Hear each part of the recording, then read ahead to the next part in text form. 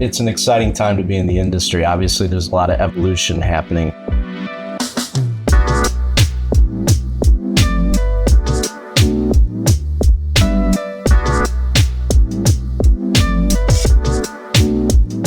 Hi, my name is Emily Olson. I'm the editor of EXHIBITOR Magazine, and I'm here with several members of Derse. Brett Haney, Chief Executive Officer, TK Komlofske, VP of Client Strategy, and Ashland St, Senior Customer Experience Designer.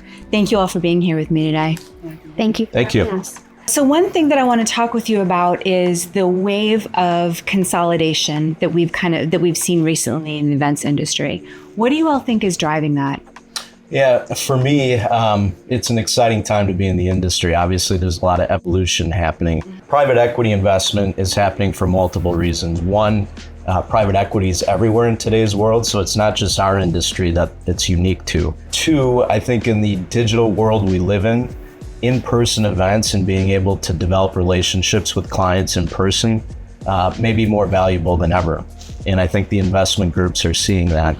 And then three, the future of live events, I think, has never been more robust and exciting to be in. So for all those reasons, we're seeing a wave of consolidation and investment right now. How does it change the way programs are delivered? Yeah, I think that remains to be seen, right? Because this wave of investment from PE groups is still in its early stages. For me, a big benefit could be that it's going to push more investment and innovation in the industry.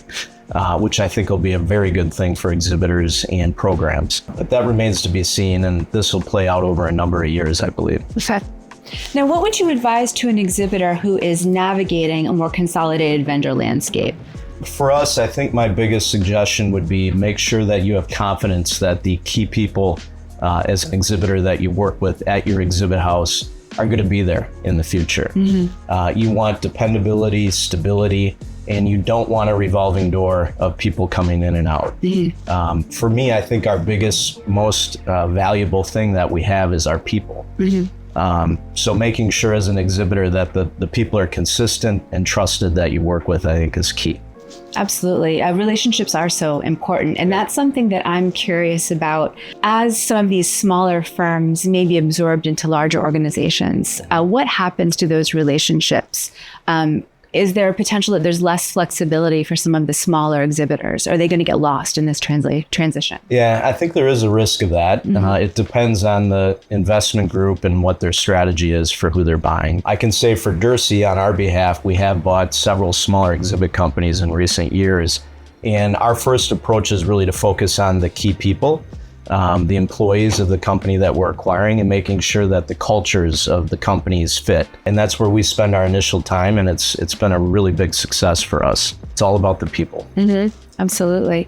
And speaking of that, you talked about the importance of live face-to-face events growing.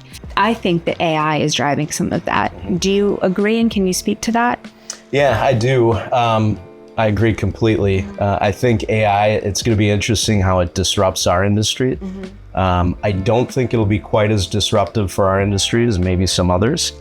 People don't want to just stare at a screen. People don't want to just go to Google or ChatGPT. Mm-hmm. They want to have interactions with one another. And that's why I'm so bullish on what we do in the future of the events industry. Yeah, absolutely. Interactions are so important. And that kind of leads me into talking about ROI a little bit, because I know that's one of the things that people are measuring when they're on a show floor. And its importance is growing. I wonder if your clients are being asked to justify things that they haven't been asked to justify in the past. Yes, I think we're hearing more from our customers about the need to understand their impact overall. If we think about events as a whole and the allocation of budget that is provided to those events and the nature of ROI, it implies that there's a return. And our ability to reflect that return on a growth strategy for the organization is critical. Mm-hmm. So yes, we're seeing an uptick in that and much more interest in understanding how to do that. Okay. I wonder sometimes what internal conversations are for exhibitors. Are they trying to figure out what they should measure, what matters, what metrics they should put their focus on, and how do you help them through those? Sure. Yeah, I think historically what we've seen is that events have been considered a cost center. Mm-hmm. And more companies are beginning to understand that they're a growth driver. And because of that, the key is to understand what the objectives are for the event and how they ladder up to the larger objectives of the organization. And when we shift our focus towards how do we attribute to the sales cycle, how do we attribute to the pipeline, that starts to change the conversation about how the event is viewed inside of the organization and its role as part of the larger sales and marketing engine. And do you find that your clients are having to defend their programs internally to justify the spend? I actually think it's moved away from defense and a lot more about defining and claiming their attribution to growth. And when they change and the lens shifts over to, I'm actually part of the growth engine, and this is how our program is optimized to support that engine, that's when they start having better conversations with their leadership. Okay. One of the things that concerns me as we're talking more about numbers is losing the magic of events, focusing so much on the spreadsheets that we don't think about the serendipity, the experience, the relationships. Is that a concern for you at all? You take that one? I think that there's measurement behind magic, and everything can be measured. I think that a common misconception is that there's not measurement designed for qualitative, and we're finding that there is. There's sentiment analysis, there's quality of conversation measurement, there's dwell time, there's facial recognition that can help us to measure whether someone is finding an experience magical. And so those tools exist. They are designed to empower teams to justify the spend on experience and on making sure that we are delivering magic. That's interesting. How do you quantify the quality of a conversation? So there's kind of behavior and observational techniques to measure such things, but there's also the kind of desired effect measure, where if an experience is designed to do a particular thing and there's an action at the end of that engagement, and we want someone to have their perception changed in a particular way, quality of the conversation is defining whether that perception shift happened in the intended way, whether the experience achieved what it was supposed to. So when someone is asking questions, when someone is sharing their story, when someone is committing to a follow-up, those are the desired metrics of conversation. Okay. I imagine there has to be a lot of booth staff training involved in that as well to make sure that perception shift happens. Absolutely. Yeah. The choreography and the booth staff training and the scripting to make it all feel choreographed. It's almost kind of the Disney effect, if you will, of magic, where everything is meticulously designed behind the scenes to make it feel frictionless and flawless and seamless, personalized for the attendees who are experiencing it. That's incredible. So much effort goes on behind the scenes that you don't see. Someone once referred to this as trade show elves, things that just happen. And I want to talk more about experiential, but before we do, we've talked about all the data collected at events like these.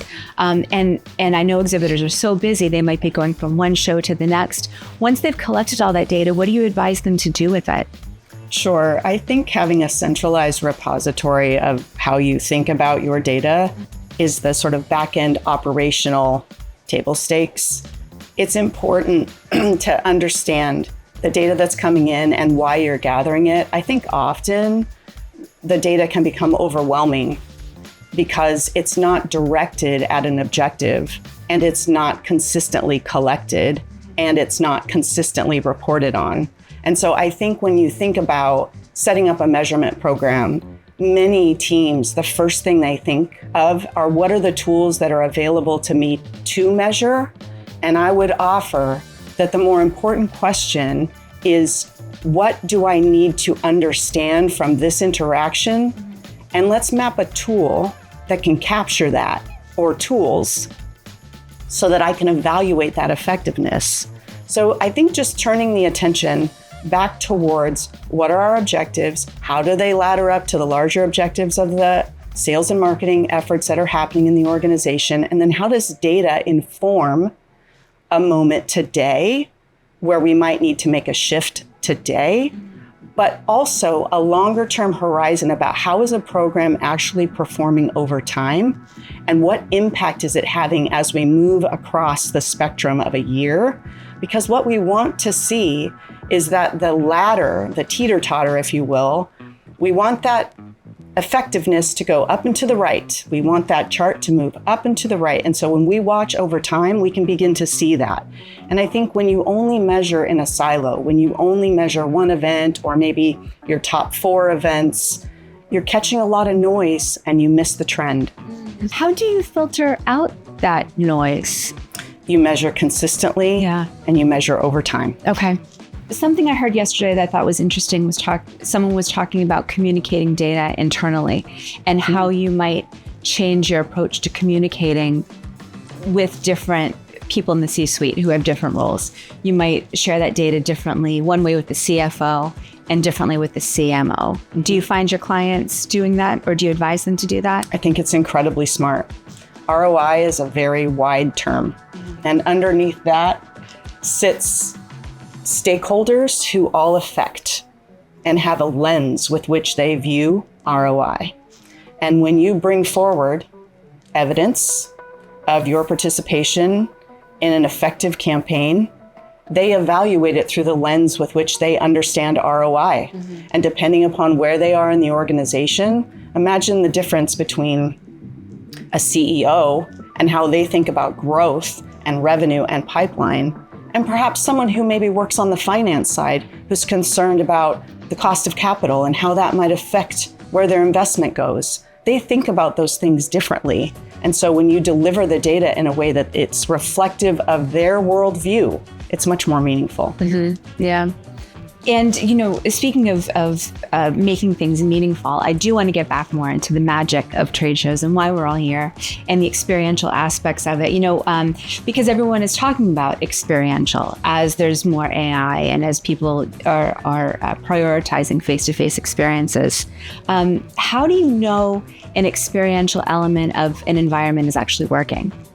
Yeah, if we think about that question from a measurement perspective, there are, of course, quantitative data points that we can look at. We can look at number of badge scans, dwell time, number of asset downloads. And there are also qualitative indicators that something is working. And that would be things like the sentiment analysis, the conversational effectiveness. But really, the question boils down to, is it doing what it was designed to do? And that is the most important measure of effectiveness when it comes to experiential. There's a desired behavior shift and perception shift. And so whatever it was that the client and the team decided was the most effective behavior shift, that's what we're looking for. Did more people come into the space? Did they stay for longer? Did they ask those questions? Did they commit to that follow-up? And when we consider that and whether it kind of checks the boxes of perception and behavior changing tangibly, that is how we know that it has worked and kind of achieved the goal of the magic. Okay. All right. Wonderful. You know, when we talk about dwell time, I think that's such an interesting metric. And maybe that goes back to filtering out some of the noise through consistent measurement. I mean, what do you do with a jet-lagged attendee who dozes off in your chair? Yeah, I think that a space can be full and not necessarily be effective. And so to that point, sometimes designing for certain behaviors or certain kind of journey mapping to mitigate the risk of such things, of people dwelling who aren't really engaging, or, you know, there are other types of behaviors that people can come into a space and engage with the thing, but not really take away the desired effects of it. And that's something that is designed carefully in the upfront, in the kind of creative development process of an experience. Okay. Now, of course, everybody wants experiential. I'm also hearing about belt tightening. Budgets are getting tough. So how do you deliver an incredible experience with a smaller budget? Yeah. Can it be done? It absolutely can be done. And I could go down a rabbit hole talking about this. There are so many ways to do something special that doesn't require a huge budget. I'm going to limit myself to 2 examples. So one is that analog is back. That's my hot take for the day. Analog is kind of having a comeback moment when digital has become table stakes, especially in the last 5 years, and everyone on a trade show floor has become digitally fluent, knows how to navigate a touch screen, knows how to meet with others in thumbnail format. That's no longer moving hearts and minds in the way that something tangible is. So analog can often be more cost effective because it doesn't have the AV and the content development spend. It's usually kind of a tighter budget in that regard. And it creates that kind of muscle memory where it's familiar, it's intuitive, there's inherent understanding about how to engage with something that has that kind of analog appeal. And so it's becoming more memorable. It's regaining novelty. And so that is definitely one way that I'm super enthusiastic about, and kind of creating a low cost, high impact output. The other is hospitality. Hospitality is something that a lot of exhibitors are already doing. That is baked into their budget allocation, but it's a missed opportunity to make it feel personal, to make it feel customized, and to make it feel like a driver of story. So when there's a way to tie hospitality in as a touch point in this larger journey, this current of storytelling, that is something that's super effective. When there's even a tiny tweak that can happen, for example, if it's an ice cream refreshment, the color of the sprinkles can be meaningful, can be a designation of an answer, can be a delineation of roles. And that is such a cost-effective add-on to an existing part of the program to make it feel more story-driven and experiential. And then the hospitality becomes an activation as well. Absolutely, yeah. That's really interesting. Now, we're all here at EXHIBITOR Live. You have a pretty incredible environment on the show floor. Can you tell me a little bit about what you're doing here, what your approach is? Yeah, so in the Derse booth, 801, we are encouraging attendees to peek into their future. To Brett's earlier points about consolidation and what it kind of means for our industry, it puts exhibitors on shaky ground. They don't know how to look into the future with their existing exhibit partners and know what that partnership looks like a year from now, 5 years from now, and whether it will change drastically because of these mergers and acquisitions that are happening. So I think that the steadfastness of good partnership is comforting in times of tumult and upheaval. And when we invite our attendees to look into the future, that's not necessarily predictive. We're not making claims, but we are saying that we will be there and we will be the same partner as we've always been a year or 5 years from now. We can confidently look into the future and know what it holds because we can see a trajectory based on our wealth of experience and based on what we can do for clients. So we've created this really dynamic and almost ephemeral kind of exhibit here on the EXHIBITOR Live show floor that takes a look into the future through that lens of good partnership and confidence in the clarity that the future holds. And what a wonderful story to say that partnership will exist no matter what the future holds. That's wonderful. Well, thank you all so much for being here with me today. This has been a wonderful conversation. I appreciate your time and I hope you have a wonderful show. Thank you so much. Appreciate it, Emily.